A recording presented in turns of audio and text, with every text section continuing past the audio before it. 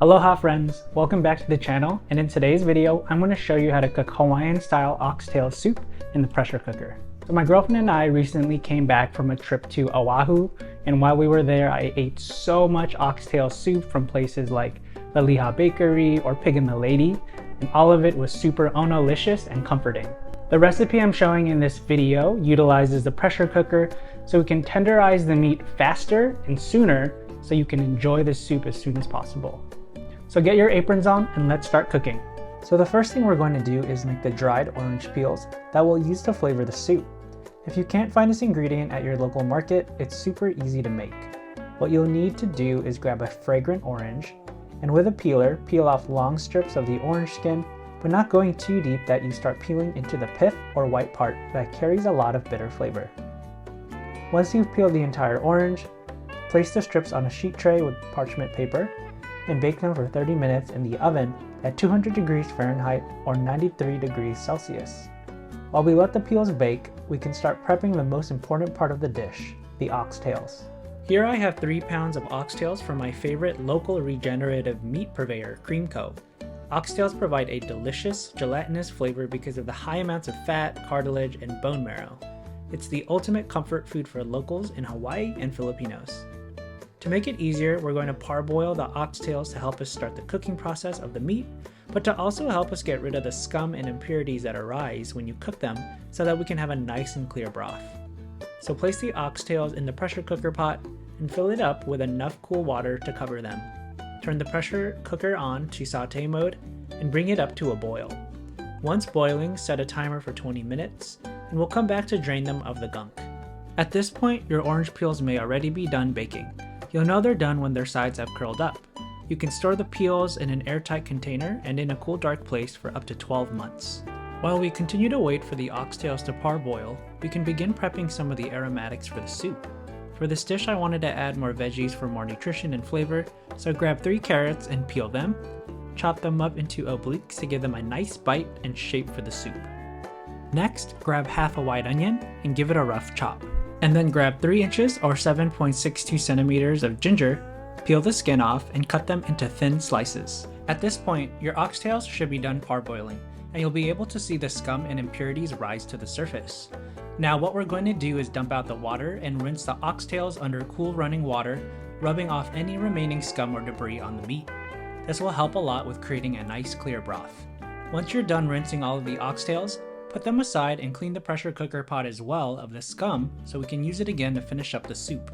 Add the oxtails back into the pot, add in 3 strips of the dried orange peel, add 3 whole star anise pods, add in 4 bay leaves, add 1 teaspoon or 2.3 grams of whole black peppercorns, toss in the chopped up carrots, onions, and ginger, add half a tablespoon or 7.5 grams of fish sauce.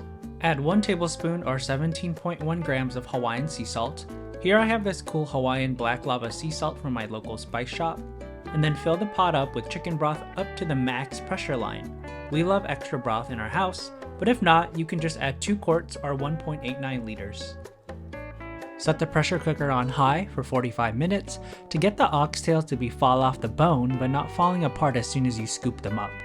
While the pressure cooker does its thing, we can start prepping the additional veggies, garnishes, and condiments.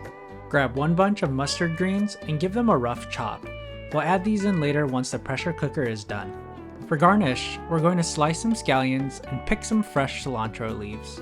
For the condiment, grate some ginger finely, where you'll add some shoyu to it to bring a nice light saltiness and brightness to the savory oxtails. In the meantime, you can also start cooking your rice that you'll definitely want to eat with this dish to help soak up all those delicious flavors. Once the pressure cooker is up, go ahead and do a manual release safely. Open it up and check out the soup with all those infused flavors. Bring the soup back to a simmer with saute mode. Add in your mustard greens and let the soup simmer for 10 more minutes to make the mustard greens tender. Remember to taste your broth as well and add any more salt to taste. Let's do a quick tenderness check on the oxtails with a chopstick, and you can see here that it goes in easily. You can already tell this soup is broke them out and is ready to eat. Grab your favorite soup bowl and add in a few pieces of oxtail, and don't be shy, this is the best part. Ladle in some soup and vegetables and then garnish with green onions and cilantro. And there you have it.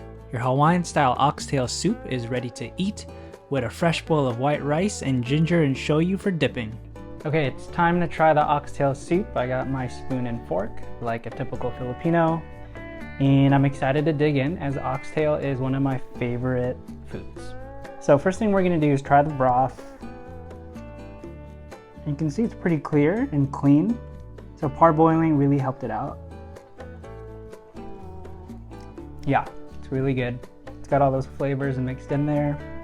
Now the next thing I want to do is eat the oxtail. And if we take a look, you can see that it's pretty fall off the bone. Just like that. And the way I like to eat it is with my rice. Put some right there. Put some of the ginger and shoyu, which it's traditionally served with in Hawaii, and some veggies. You get a little bit of everything. So do that. Try it out. Wow. It's super tender, and I love the gelatinous textures from the oxtail and all the collagen. So it's super delicious. And I think we gotta cut because I gotta eat all of this now and it's super good. Wow. You need to get a bowl.